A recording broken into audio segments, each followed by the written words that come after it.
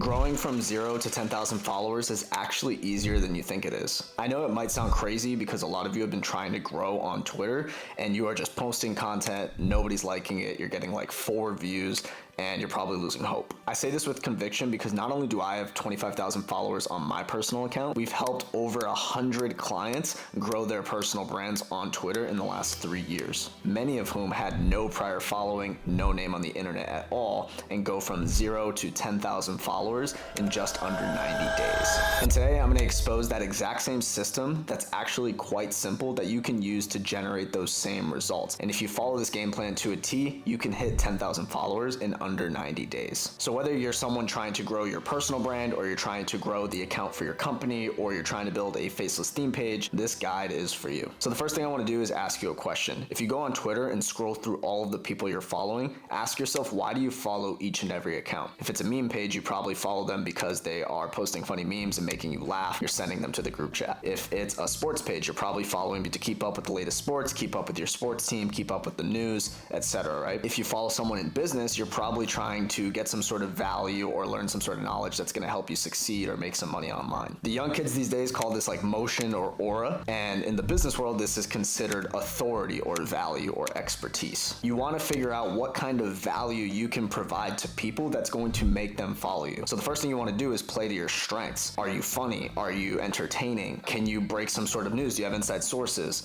Are you an expert in something, right? Like if you are a businessman and you own some sort of $1 million business, can you post value or insight into that business? Can you post value for your ideal customer, for them to grow their business? So the first thing you want to do is ask yourself, what kind of value can I provide to other people? But don't worry, because if you're looking at it and you're like, I don't have any value to provide, I was in that exact same position. And what I did at the time was I was just documenting the journey of how I was growing on Twitter. So if you scroll back to my old tweets, you'll see how I gained 1,000 followers or how I made my first $5,000 on Twitter. And I'm just posting as I go. And as I was building my account, I was teaching other people how I was doing it and how I was making sales. And that documenting my journey led to more and more followers. I was providing higher and higher level value. And eventually I just stacked it up to 10, 20, 25,000 followers. So in saying all of that, you need to ask yourself, who is my avatar? Who am I speaking to? Am I speaking to business owners that are 40 plus? Am I speaking to 18-year-old kids who just want to make money online? So I want to ask myself, who are they? Where do they live? What are they into? What are their pain points, their dreams, their fears? And this is the content that you're going to be creating. You're essentially just going to be reverse engineering all of this research into content. So in my case, my customer wanted to grow on Twitter. So all of my content was how to gain thousands of followers on Twitter, how to make sales on Twitter, how I helped a client do X, Y, and Z on Twitter. And just a side note, the reason I like to pop up the examples from my past is because I know a lot of these gurus will give you examples of what they're doing now, but they don't really relate to the average person who's at 0. So I want to show you the exact same tweets I was making when I was at 0, so you can ideally take something from that. The next thing you want to be doing is competitor research. You want to be looking at essentially a North Star. Who do you want to be like? Now, there's a lot of nuance here because you do not want to be copying other people, but that doesn't mean you can't be inspired by what's already working. One of my most important messages in content is you need to take existing and proven viral frameworks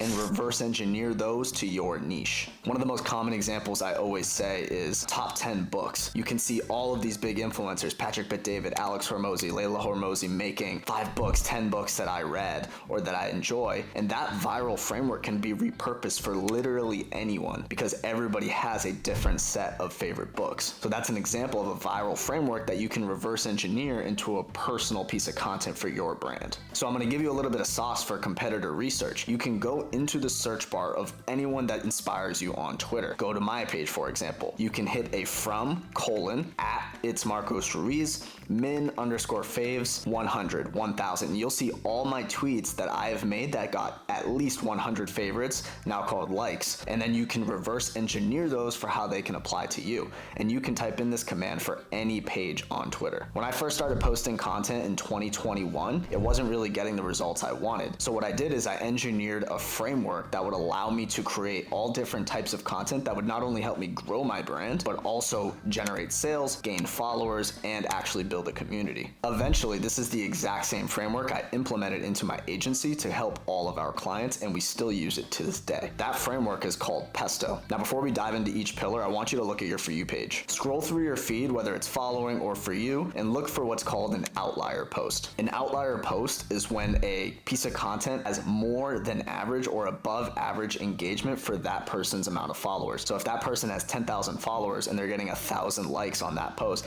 that is very, very good, especially on Twitter. If someone has 100,000 followers and it gets like 500 likes, that would be considered a flop. So you want to look for these outlier posts for people in your industry and add these to what's called a swipe file. A swipe file is just a Rolodex or like a Pokédex of all the top performing tweets of all the people that are inspiring you. We usually use something like Notion to create these swipe files because you can easily embed those tweets. Additionally, what you want to look for specifically on Twitter is tweets that have a ton of comments. It's now coded into the algorithm that posts that generate conversations under the tweet or replies are going to be drastically more boosted on the algorithm. And the reason for this is Mr. Elon Musk wants the platform to be the global town hall for conversation. So the platform is meant to have open and broad discussions. So the more actual discussions and conversations you can generate, the higher on the algorithm you will rank. So let's get into the PESTO pillars. The first pillar is going to be personal. Personal content could be anything from personal stories, your background information, something that happened to you today,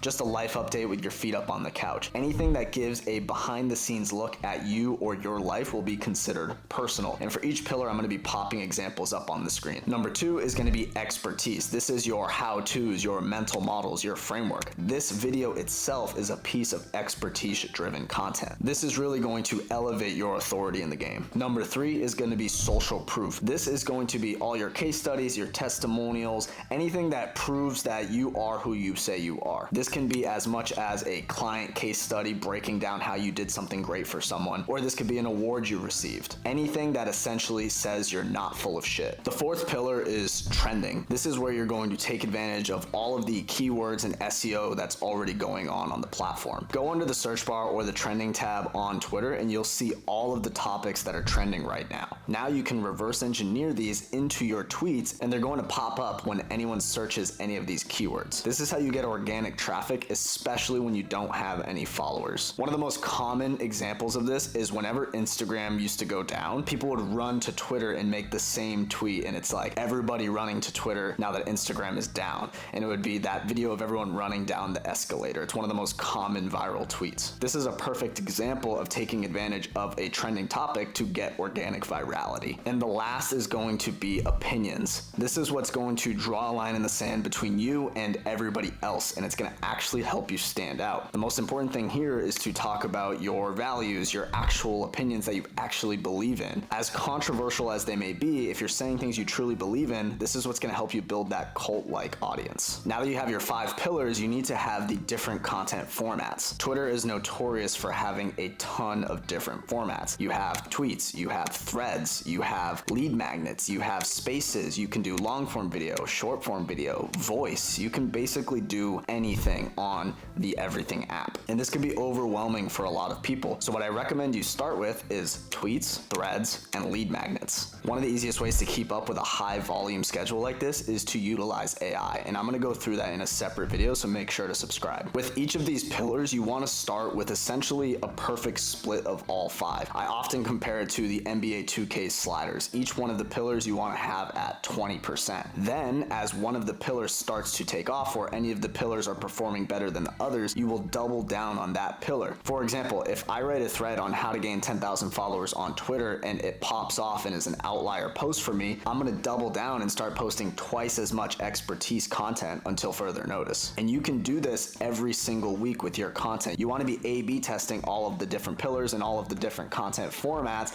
and doubling down on what works. Another common example of this is right now all of the big faceless AI accounts are really popping off with individual tweets explaining a certain prompt or giving away some sort of automation or AI agent. This is a great example of doubling down on what works in their niche and industry. Now that you know what good content actually looks like, it's time for arguably the most important part, and this is where everybody goes wrong. This is the actual posting schedule that you need to follow consistently for at least 90 days, but ideally forever. And I'm gonna give you an easy copy-paste schedule that you can do in the next 90 days to build up that consistency. You're gonna start by doing 3 times per day, scheduled out 1 week in advance. The reason for this is because X is already a platform where you can post unlimited amounts of time. Some of the biggest meme pages are posting like every 10 minutes, but I wanna give you a schedule that you can actually stick to that actually puts out the necessary volume for you to get any bit of success. And the reason you wanna schedule 1 week in advance is because it's far enough where you can stay consistent with it and batch out your content, but it's near enough where you can actually have a good feedback loop of what's succeeding so that you can double down on what's working. And there's 2 ways you can schedule this. You could schedule it natively on X, or you can schedule it with a tool like Hype Fury, which is what we use at our agency. The benefit of something like Hype Fury is it has some automation tools and power-ups that you can use, but it's not 100% necessary if you wanted to go. The reason to use a tool like Hype Fury is it has a couple of automations, it's a little bit easier to navigate, but it's not 100% necessary. Then from there, you're gonna wanna do some sort of action that gets you what's called distribution. This is essentially stuff that makes your account seen. Now, if you're doing this the free way and you don't wanna run any ads or pay for any shoutouts, the easiest way to do this is to make anywhere from 25 to 30 comments a day on people in your niche. And the easiest way to split up these comments is 1/3 of them are made on accounts that are lower than you, 1/3 is made on accounts at similar size, and 1/3 is made on accounts that are bigger than you. The key component to commenting is to not sound like a bot. I can't tell you how many people are commenting under my tweets that are just either regurgitating what I said or they just sound like a robot. If you're going to make comments, you need to be adding some sort of value or asking some sort of question. I can tell you firsthand that I will respond to people who either make a funny joke, ask a genuinely good question, or add some sort of value to my life. But the people just regurgitating AI slop will never get a reply, and honestly, a lot of people are starting to block them. The other 2 underrated ways to grow your account